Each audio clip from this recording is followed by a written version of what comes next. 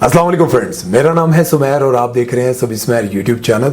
दोस्तों, आज की वीडियो में मैं पाकिस्तान की सबसे बड़ी कंट्रोवर्सी के हवाले से आपके सामने फैक्ट टू फैक्ट हर बात रखने आया हूं, जिसे सुनकर आप सबको अंदाजा हो जाएगा कि मेजर रिटायर्ड आदिल राजा साहब ने पाकिस्तान की इन 4 बड़ी सेलिब्रिटीज के इशारे इशारे से नाम क्यों लिए और क्यों इनको इस कंट्रोवर्सी में घसीटने की कोशिश की गई है।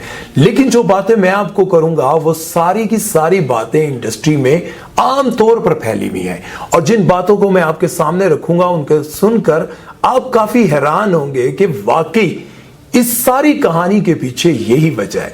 तो वीडियो को एंड तक देखिएगा और नए लोगों से मेरी गुजारिश है कि हमारे चैनल को सब्सक्राइब कर दें और बेल आइकन पर क्लिक करना हरगिज मत भूलिएगा। तो सबसे पहले हम बात करेंगे जी, पाकिस्तान में आजकल एक अजीब सा माहौल बना हुआ है। आप सबको पता है कि मुखालिफिन दूसरे को बदनाम करने के लिए कभी ऑडियो लीक करते हैं और कभी वीडियो लीक करते हैं। जिसकी ऑडियो लीक होती है वो ये कहता है कि ये मेरी ऑडियो है ही नहीं, और जिसकी वीडियो लीक होती है वो ये कहता है कि पाकिस्तान में इतने अच्छे एडिटर बैठे हुए हैं, उनके पास इतने अच्छे सॉफ्टवेयर हैं, किसी भी गंदी वीडियो पर किसी का भी फेस लगाकर उसको बदनाम किया जा सकता है। लेकिन जिसकी ऑडियो लीक होती है वो कहता है कि मैंने तो कभी जिंदगी में ऐसी बात ही नहीं की। और ऑडियो लीक करने वाले ये कहते हैं कि बेटा फिक्र न कर, अभी तो ऑडियो आई है, थोड़े दिनों बाद जब तेरी वीडियो आएगी तो फिर आवाम के सामने अपना मुंह नहीं लेकर निकलेगा। देखिए, ये सब कुछ पाकिस्तान में आजकल चल रहा है। चाहे पाकिस्तान की जैसी मर्जी सूरत हाल है, लेकिन लोग ऑडियो वीडियो का खेल खेल रहे हैं। इसी के साथ मेजर रिटायर आदिल राजा साहब ने एक खेल खेला जो कि पहले से आर्मी के खिलाफ बात करते हैं, आर्मी के उन लोगों के खिलाफ बात करते हैं जो आर्मी में रहते हुए सियासत में या फिर जिस तरह की भी उनकी एक्टिविटीज होती हैं उसको मैं डिस्कस नहीं करना चाहता हूं। आप सब समझते हैं कि वो मैं डिस्कस करता ही नहीं।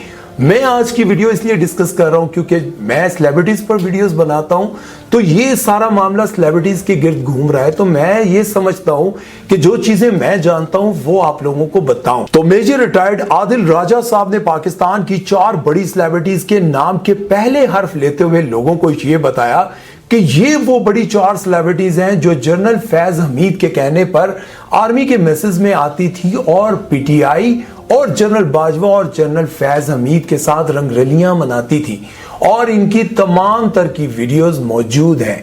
इस कंट्रोवर्सी पर बहुत सारे लोगों ने बात करना शुरू कर दी, लेकिन कोई ये बात नहीं जानता कि इन्हीं 4 का नाम क्यों लिया गया।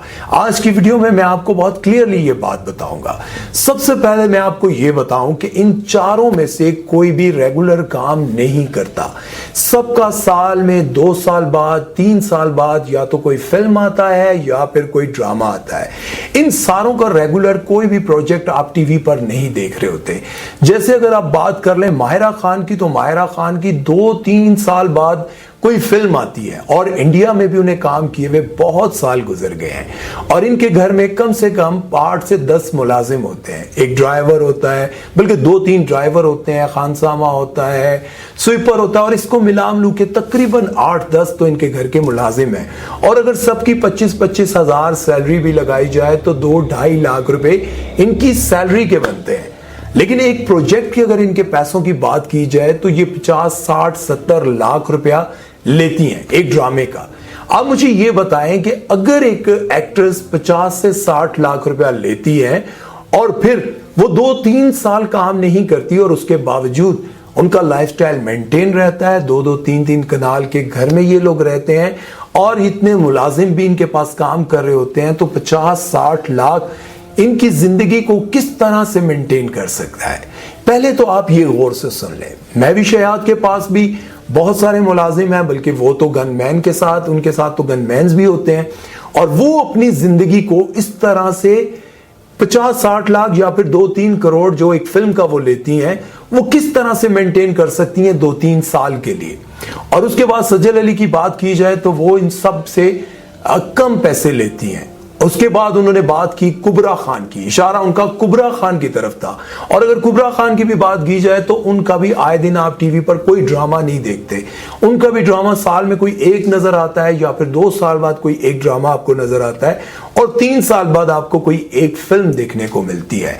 बात यह है कि अगर ये लोग सिर्फ 50-60 लाख रुपया साल का कमाते हैं या फिर 1 करोड़ कमाते हैं, तो फिर किस तरह से ये अपनी लाइफ को मेंटेन करते हैं कि इतने जबरदस्त ब्रांडेड कपड़े और हर साल नए आने वाली मॉडल की गाड़ी इनके पास होती है, और उसके बाद इनके बच्चों का लाइफस्टाइल, और उसके बाद सबसे जो अहम बात है, एक पांव इनका पाकिस्तान में होता है और दूसरा पांव इनका दुबई में होता है शॉपिंग के लिए। ये सारी चीजों को ये किस तरह से मेंटेन करते हैं। और दूसरा, उन्होंने किस बात से अंदाजा लगाया, आप सबको याद होगा कि पाकिस्तान का एक बहुत ही ब्लॉकबस्टर ड्रामा सिन्फे आहन में सज्जल अली और कुबरा खान ने काम किया था, और वहीं पर बहुत सारे ऐसे आर्मी के रियल लोग भी मौजूद थे जिन्होंने उस ड्रामे में काम किया था, और वहीं के लोगों ने उनकी एक्टिविटीज को देखते हुए मेजर रिटायर्ड आदिल राजा साहब को बहुत सारी बातें ट्रांसफर की होंगी, जिससे उन्होंने ये अंदाजा लगाया कि कुबरा खान और सज्जल अली ने यहां पर बहुत सारे लोगों के साथ अपने नाजायज ताल्लुकात बनाए हुए हैं, और उन्होंने वहां पर उनके साथ रातें भी गुजारी हैं। और जहां पर जनरल बाजवा और जनरल फैज हमीद की इनके साथ मुलाकात हुई, और उन्होंने सारी प्लानिंग की कि आपने किन किन को खुश करना है। और आप लोगों को एक और टेलीफिल्म याद होगी जो माहिरा खान ने की थी, जिसका नाम था एक है निगार।